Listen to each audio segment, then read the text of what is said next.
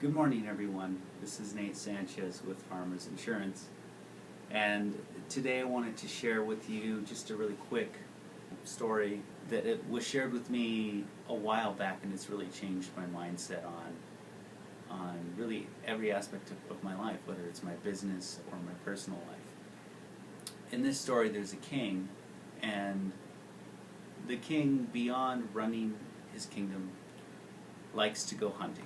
But when he goes hunting with his personal doctor. He goes hunting with a couple of advisors, and it's just kind of a good way for them to have a moment to connect, a moment to step away from some of the responsibilities they have and appreciate some quality time. So, at any rate, they're out hunting, and one of them sees a boar that's charging, and the king narrowly misses this attack. However, still gets scratched pretty good on his right hand. And the scratch is probably a light word for it, because it was a good gouge that was taken out of his hand. So the doctor does his best to patch him up with what he can do out in the field, and they go back to the king's palace. When they get back to the king's palace, he cleans it pretty well, and then they look at the wound, and the king, who has up until this point lived a very pampered life, is yelling about this. He says, "This is bad. This is horrible. What's going to happen, right?" And the doctor, in his own way to try and reassure him, says, "Maybe it's good, maybe it's bad, I don't know. Let's get you patched up. We'll make sure to clean the wound and wrap it, and we'll check it again tomorrow." And the next day, they go to unwrap the wound, and this time the wound doesn't look like it's healing at all. It's still the same, and the doctor is looking at it, and the king says, "This is bad, this is horrible. We need to do something about this." And so the doctor cleans it again, wraps it up the best he can.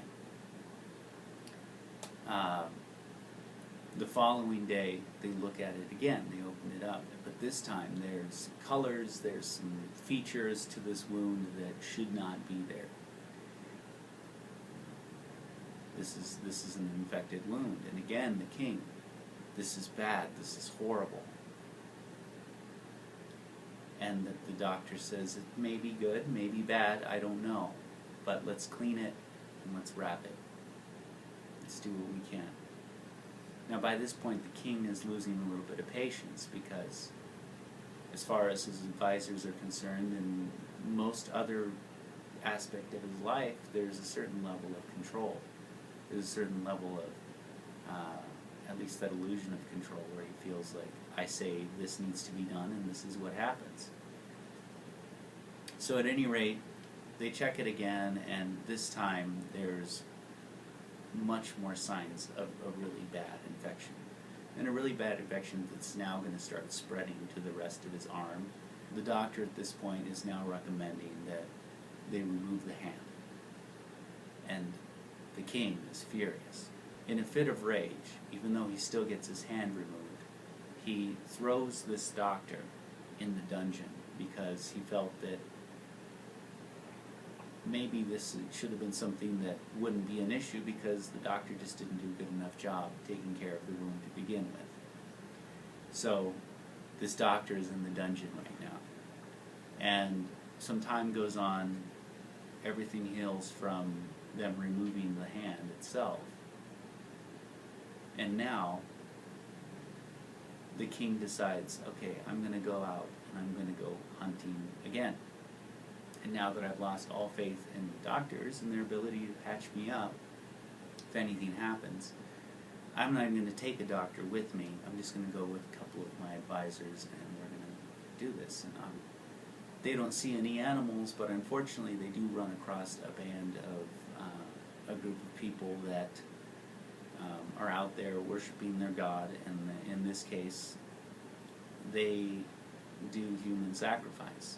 they ambush these people, and two of them get away, but the king does not.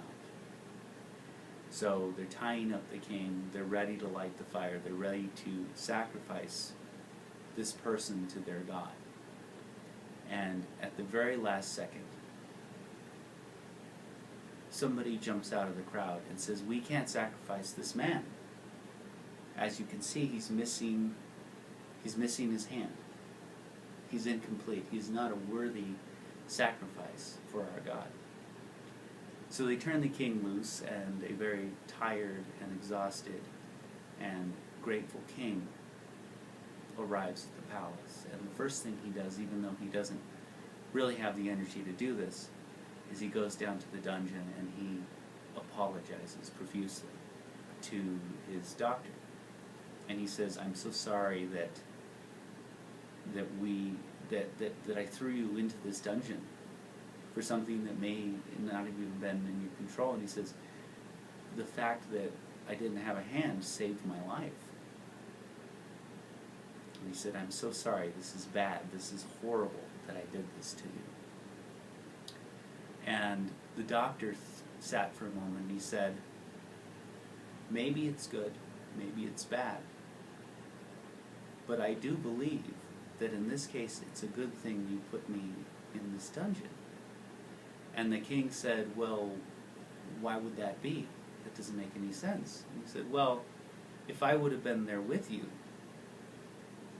I'm complete, and if they would have caught me, I would have been sacrificed instead." And that's the end of the story. But the fun part about this is that as soon as we stop applying labels, as soon as we stop saying, this is good, this is bad, this is whatever label we want to put on it, we start just living life, and we start just appreciating the things that are in front of us. I wanted to share that with everyone today. I know it's a little long-winded, I apologize about that, but it's kind of a fun little story, and I challenge you to, the next time you want to say, "Hey, this is good, this is bad, this is horrible," maybe it's good to just accept that you don't know if it's good or bad. That's all that I got for Philosophical Friday here for you, but as many of my clients and many of my friends know, if you guys ever just want to talk about really anything, I'm always open to chat about it. So that's all. Have a great Friday.